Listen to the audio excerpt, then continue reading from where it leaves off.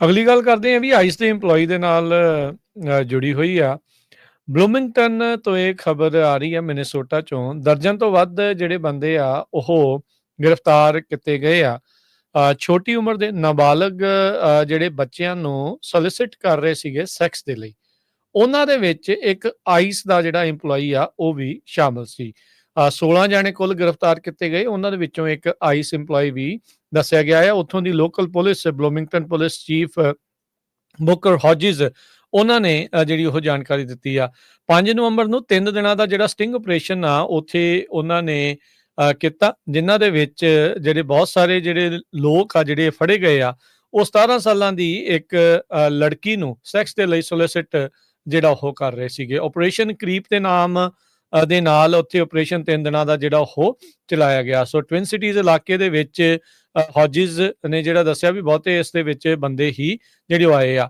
ਸੋ ice ਦਾ ਜਿਹੜਾ EMPLOYEE ਆ ਉਸ ਦਾ ਨਾਮ ਅਜੇ ਉਹਨਾਂ ਨੇ ਨਹੀਂ ਦੱਸਿਆ, ਪਰ ਉਹਨਾਂ ਨੇ ਦੱਸਿਆ ਵੀ ਐਜ਼ ਏ ਆਡੀਟਰ ਆਈਸ ਦੇ EMPLOYEE ਦੇ ਤੌਰ ਦੇ ਉੱਤੇ ਉਹ ਉੱਥੇ ਕੰਮ ਕਰ ਰਿਹਾ ਸੀਗਾ ਤੇ ਆਈਸ ਦੇ ਨਾਲ, ਤੇ ਪਰ ਇਦਾਂ ਹੀ ਨਾਬਾਲਗ ਲੜਕੀ ਦੇ ਨਾਲ ਸੈਕਸ ਦੇ ਲਈ ਉਹ ਉੱਥੇ ਜਿਹੜਾ ਇਹ ਸਟਿੰਗ ਆਪਰੇਸ਼ਨ ਦੇ ਵਿੱਚ ਫਸਿਆ ਆ।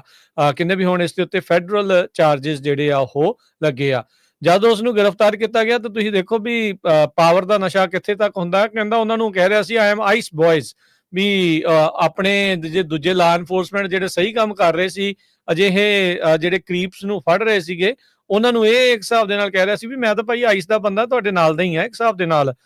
ਸੋ ਕਹਿੰਦੇ ਵੀ ਅਨਫੋਰਚੂਨੇਟਲੀ ਉਹਦੇ ਲਈ ਉਹ ਹੁਣ ਲੌਕਡ ਅਪ ਹੈਗਾ ਆ। ਸੋ ਇੱਕ ਹੋਰ ਸਸਪੈਕਟ ਮਿਨੇਸੋਟਾ ਦੇ ਪੋਲਿਊਸ਼ਨ ਕੰਟਰੋਲ ਏਜੰਸੀ ਦਾ EMPLOYEE ਸੀਗਾ, ਜਿਹੜਾ ਕਿ ਇਸ ਆਪਰੇਸ਼ਨ ਕਰੀਪ ਦੇ ਵਿੱਚ ਗ੍ਰਿਫਤਾਰ ਕੀਤਾ ਜਿਹੜਾ ਉਹ ਗਿਆ ਹੈਗਾ ਆ। US department of homeland security ਤੇ ਮਿਨੇਸੋਟਾ ਪੁਲਿਸ ਕੰਟਰੋਲ ਏਜੰਸੀ ਨੂੰ ਜਿਹੜੇ ਉਹ ਕਮੈਂਟ ਦੇ ਲਈ ਸਵਾਲ ਜਿਹੜੇ ਉਹ ਘੱਲੇ ਗਏ ਆ, ਜਿਨ੍ਹਾਂ ਦਾ ਅਜੇ ਤੱਕ ਉਹਨਾਂ ਨੂੰ ਜਵਾਬ ਨਹੀਂ ਆਇਆ। ਇਹ ਵੀ ਅਜੇ ਕਨਫਰਮ ਨਹੀਂ ਆ ਵੀ ਉਹਨਾਂ ਦੀ ਇੰਪਲੋਇਮੈਂਟ ਇਹਦੇ ਕਰਕੇ ਟੁੱਟੀ ਆ ਜਾਂ ਬਰਕਰਾਰ ਚੱਲ ਰਹੀ ਆ। ਅਗਲੀ ਗੱਲ ਕਰਦੇ ਹਾਂ ਵੀ ਆਈਸ ਦੇ EMPLOYEE ਦੇ ਨਾਲ ਜੁੜੀ ਹੋਈ ਆ। ਬਲੂਮਿੰਗਟਨ ਤੋਂ ਇਹ ਖਬਰ ਆ ਰਹੀ ਹੈ ਮਿਨੇਸੋਟਾ ਚੋਂ ਦਰਜਨ ਤੋਂ ਵੱਧ ਜਿਹੜੇ ਬੰਦੇ ਆ ਉਹ ਗ੍ਰਿਫਤਾਰ ਕੀਤੇ ਗਏ ਆ। ਛੋਟੀ ਉਮਰ ਦੇ ਨਾਬਾਲਗ ਜਿਹੜੇ ਬੱਚਿਆਂ ਨੂੰ ਸੋਲਿਸਿਟ ਕਰ ਰਹੇ ਸੀਗੇ ਸੈਕਸ ਦੇ ਲਈ। ਉਹਨਾਂ ਦੇ ਵਿੱਚ ਇੱਕ ਆਈਸ ਦਾ ਜਿਹੜਾ EMPLOYEE ਆ ਉਹ ਵੀ ਸ਼ਾਮਲ ਸੀ।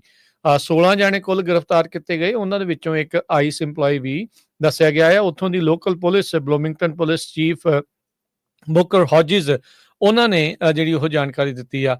5 ਨਵੰਬਰ ਨੂੰ 3 ਦਿਨਾਂ ਦਾ ਜਿਹੜਾ ਸਟਿੰਗ ਆਪਰੇਸ਼ਨ ਆ ਉੱਥੇ ਉਹਨਾਂ ਨੇ ਕੀਤਾ, ਜਿਨ੍ਹਾਂ ਦੇ ਵਿੱਚ ਜਿਹੜੇ ਬਹੁਤ ਸਾਰੇ ਜਿਹੜੇ ਲੋਕ ਆ ਜਿਹੜੇ ਫੜੇ ਗਏ ਆ, ਉਹ 17 ਸਾਲਾਂ ਦੀ ਇੱਕ ਲੜਕੀ ਨੂੰ ਸੈਕਸ ਦੇ ਲਈ ਸੋਲਿਸਿਟ ਜਿਹੜਾ ਉਹ ਕਰ ਰਹੇ ਸੀਗੇ। ਆਪਰੇਸ਼ਨ ਕਰੀਪ ਦੇ ਨਾਮ ਦੇ ਨਾਲ ਉੱਥੇ ਆਪਰੇਸ਼ਨ 3 ਦਿਨਾਂ ਦਾ ਜਿਹੜਾ ਉਹ ਚਲਾਇਆ ਗਿਆ। ਸੋ ਟਵਿਨ ਸਿਟੀਜ਼ ਇਲਾਕੇ ਦੇ ਵਿੱਚ ਹੌਜਿਸ ਨੇ ਜਿਹੜਾ ਦੱਸਿਆ ਵੀ ਬਹੁਤੇ ਇਸ ਦੇ ਵਿੱਚ ਬੰਦੇ ਹੀ ਜਿਹੜੇ ਉਹ ਆਏ ਆ।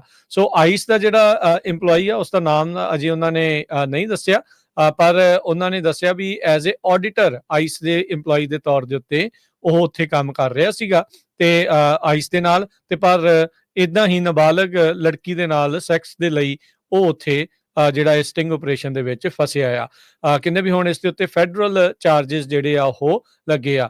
ਜਦ ਉਸ ਨੂੰ ਗ੍ਰਿਫਤਾਰ ਕੀਤਾ ਗਿਆ ਤਾਂ ਤੁਸੀਂ ਦੇਖੋ ਵੀ ਪਾਵਰ ਦਾ ਨਸ਼ਾ ਕਿੱਥੇ ਤੱਕ ਹੁੰਦਾ। ਕਹਿੰਦਾ ਉਹਨਾਂ ਨੂੰ ਕਹਿ ਰਿਹਾ ਸੀ ਆਈ ਐਮ ਆਈਸ ਬॉयਜ਼, ਵੀ ਆਪਣੇ ਜੇ ਦੂਜੇ ਲਾ ਐਨਫੋਰਸਮੈਂਟ ਜਿਹੜੇ ਸਹੀ ਕੰਮ ਕਰ ਰਹੇ ਸੀ, ਅਜਿਹੇ ਜਿਹੜੇ ਕਰੀਪਸ ਨੂੰ ਫੜ ਰਹੇ ਸੀਗੇ, ਉਹਨਾਂ ਨੂੰ ਇਹ ਇੱਕ ਹਿਸਾਬ ਦੇ ਨਾਲ ਕਹਿ ਰਿਹਾ ਸੀ ਵੀ ਮੈਂ ਤਾਂ ਭਾਈ ਆਈਸ ਦਾ ਬੰਦਾ ਤੁਹਾਡੇ ਨਾਲ ਦਾ ਹੀ ਆ ਇੱਕ ਹਿਸਾਬ ਦੇ ਨਾਲ।